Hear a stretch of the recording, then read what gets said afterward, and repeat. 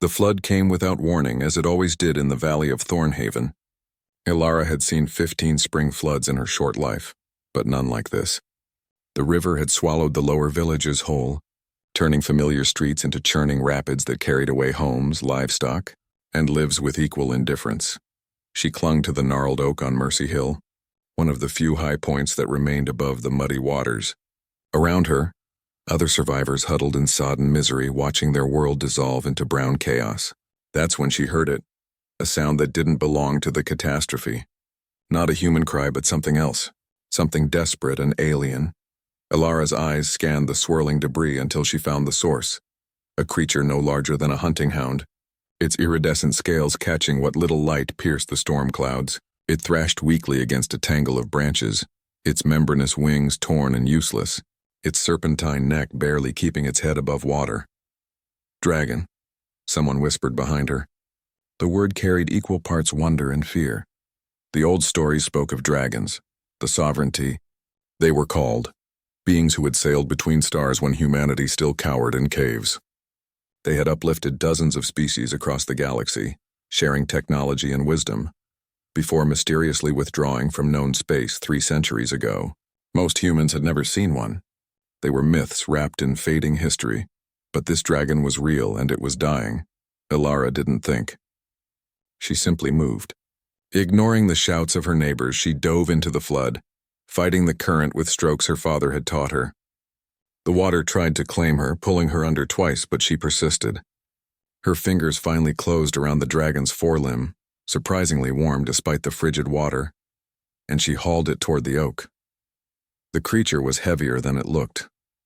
Its scales cut into her palms as she dragged it onto the hillside, her muscles screaming. The dragon collapsed, its chest heaving with labored breaths. Up close she could see it was young, barely a hatchling by dragon standards. Its eyes, brilliant gold with vertical pupils, fixed on her with an intelligence that made her breath catch. "You're safe now," Ilara whispered, though she had no idea if it could understand. For 3 days the flood persisted. For 3 days Ilara remained with the dragon, sharing her meager rations, keeping it warm with her own body heat when the nights grew cold. The creature, she had begun thinking of it as Sarenth after it made a sound approximating that name, grew stronger. On the 4th day, when the waters receded, Sarenth spread its wings. The dragon looked at her for a long moment, something passing between them that transcended language. Then it launched itself skyward with powerful beats of its wings, circling once before disappearing into the clouds. Ilara never expected to see it again. 15 years carved their mark on Ilara as they do on all humans. The flood became memory, then story, then legend. She became a healer, using the same hands that had pulled a dragon from drowning waters to mend broken bones and ease fevers. Thornhaven rebuilt. Life continued its relentless forward march. The day they returned, the sky turned silver. Ilara was in her clinic when the ships arrived. Not one vessel, but hundreds. They descended through the atmosphere like falling stars, their hulls reflecting sunlight in dazzling cascades.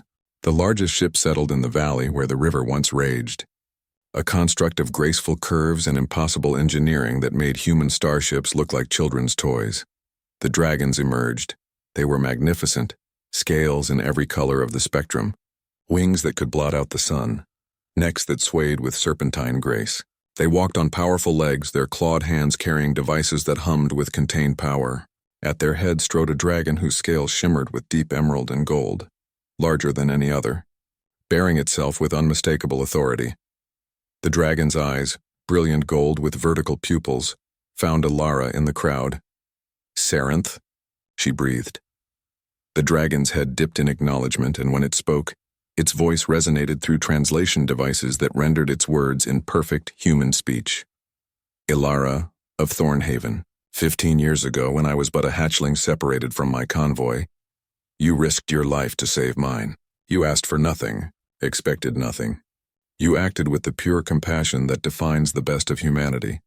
Sarenth stepped forward, and the assembled dragons bowed their heads in unison. Hundreds of ancient, powerful beings showing deference. "The sovereignty has watched humanity since your species first looked to the stars. We have witnessed your wars and your wonders, your cruelty and your kindness. We withdrew to observe, to wait, to determine if you were ready to join the greater galactic community. The dragon's gaze swept across the assembled humans, but always returned to Elara. One act does not define a species, but one act can illuminate what lies within. Elara, you embody the potential we have waited centuries to see fulfilled. Compassion without calculation, courage without expectation of reward, wisdom that sees beyond oneself. Sarenth lowered its massive head until it was level with Elara's face. The sovereignty has debated humanity's place among the stars for 300 years. I have ended that debate. I have seen your worth. And so, by right of my station as Crown Prince of the Draconic Sovereignty, I name you Empress of Humanity, our partner, our equal, our bridge between species. The world seemed to hold its breath. The fleet you see carries technology, knowledge and resources beyond your current comprehension.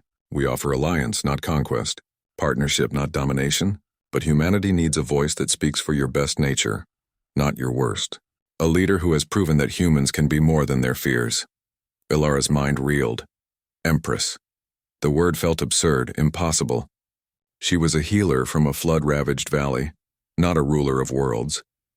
But as she looked into Sarenth's eyes, the same eyes that had watched her with gratitude and hope 15 years ago, she understood. This wasn't about power. It was about responsibility, about being worthy of the second chance the universe was offering her species. I didn't save you to earn this, Elara said quietly. I know, Sarenth replied. That's why you deserve it. Around them, dragons and humans alike watched as the course of galactic history pivoted on a single moment of compassion. Repaid across 15 years and 1,000 light years, Elara took a breath that felt like it contained the weight of stars and nodded. Then I accept. For humanity, for the future we can build together. The dragon's roar of approval shook the heavens, and in that moment, humanity stepped forward into the wider universe, not as conquerors but as partners, led by a woman who had once simply done what was right when no one was watching. And in the years that followed, when historians recorded the moment humanity joined the sovereignty as equals, they would speak of warships and technology, of treaties and transformation. But Sarenth always told a different story, of a young woman in a flood, and the simple radical act of choosing compassion over fear.